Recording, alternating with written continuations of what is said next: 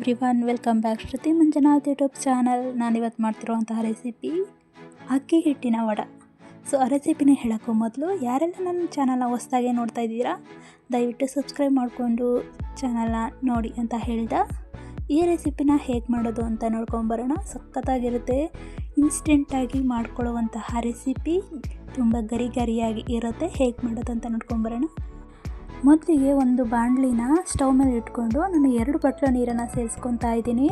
ನಿಮ್ಗೆ ಎಷ್ಟು ಬೇಕೋ ಅಷ್ಟು, ನಿಮ್ಮ ಎಷ್ಟು ಕ್ವಾಂಟಿಟಿಲಿ ಮಾಡ್ಕೊತೀರೋ ಅದು ನಿಮ್ಮ ಚಾಯ್ಸು. ನಾನಿಲ್ಲಿ 2 ಬಟ್ಲು ನೀರು ಹಾಕ್ಕೊಂಡು ಅದಕ್ಕೆ ಉಪ್ಪನ್ನು ಸೇರಿಸ್ಕೊಂಡು ಅದು ಕಾಯ್ದ ನಂತರ ಅಕ್ಕಿ ಹಿಟ್ಟನ್ನು ಸ್ವಲ್ಪನೇ ಹಾಕೊತ ಚೆನ್ನಾಗಿ ತಿರುಗಿಸ್ತಾ ಇರಬೇಕಾಗುತ್ತೆ. ಗಂಟು ಆಗದೆ ಇರೋ ಥರ ತಿರುಗಿಸ್ತಾನೆ ಇರಬೇಕು. ಮೀಡಿಯಮ್ ಫ್ಲೇಮಲ್ಲಿ ಇಟ್ಕೊಂಡು ಹಾಗೆ ಕೈ ಆಡಿಸ್ತಾನೆ ಇರಬೇಕಾಗತ್ತೆ. ಈಗ ನಾವು ವಡೆಗಳು ಮಾಡ್ತೀವಲ್ಲ, ನಾರ್ಮಲಿ ಕಡಲೆಬೇಳೆ ವಡೆ ಅಥವಾ ಇನ್ಯಾವುದರ ವಡೆ ಮಾಡುವಾಗ ನಾವು ಯಾವ ಹಿಟ್ಟನ್ನು ಅದಕ್ಕೆ ಕಲಿಸ್ಕೊತೀವೋ ಅದೇ ಥರ ಈ ಹಿಟ್ಟನ್ನು ಕಲಿಸ್ಕೊಬೇಕಾಗತ್ತೆ.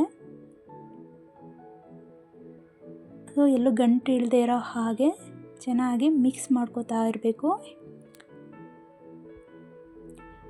ನಿಮಗೆ ಗೊತ್ತಾಗುತ್ತೆ ಯಾವ ಹದಕ್ಕೆ ಬೇಕು ಅಂತ, ಅದೇ ಅದಕ್ಕೆ ನಾವು ಕೂಡ ಮಾಡ್ಕೊತಾ ಇರಬೇಕಾಗುತ್ತೆ. ಈಗ ಅದಕ್ಕೆ ನಾವು ಮಸಾಲೆಗಳನ್ನ ಸೇರಿಸ್ಕೋಬೇಕು. ಅಂದರೆ ಹಸಿಮೆಣಸಿನ್ಕಾಯಿ, ಕೊತ್ತಂಬರಿ ಸೊಪ್ಪು, ಕರಿಬೇವು ಎಲ್ಲನೂ ಸಣ್ಣದಾಗಿ ಹೆಚ್ಕೊಂಡು ಹಾಕೋಬೇಕು. ಈರುಳ್ಳಿ ಎಲ್ಲನೂ ಹಾಕ್ಕೊಂಡು ಆ ಹಿಟ್ಟಿಗೆ ಚೆನ್ನಾಗಿ ಹೊಂದ್ಕೊಳ್ಳೋ ಹಾಗೆ ಚೆನ್ನಾಗಿ ಕಲಿಸ್ಕೊಬೇಕು.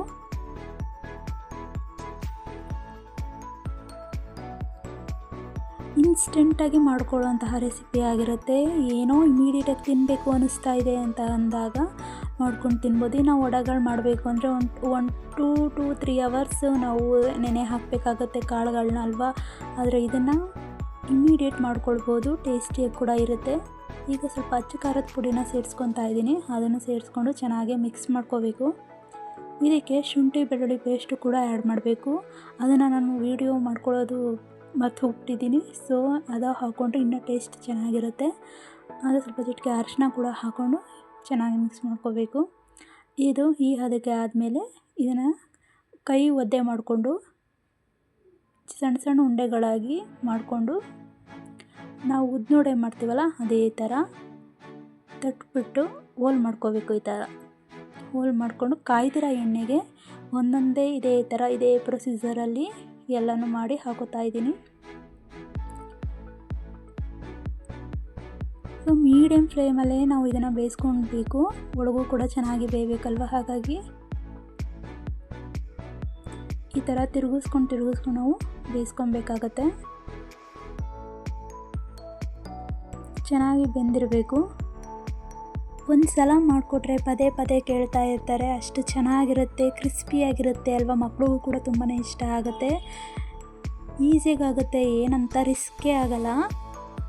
ಇದೇ ಥರ ಇನ್ನೊಂದು ರೌಂಡ್ ಮಾಡ್ಕೊತಾ ಇದ್ದೀನಿ.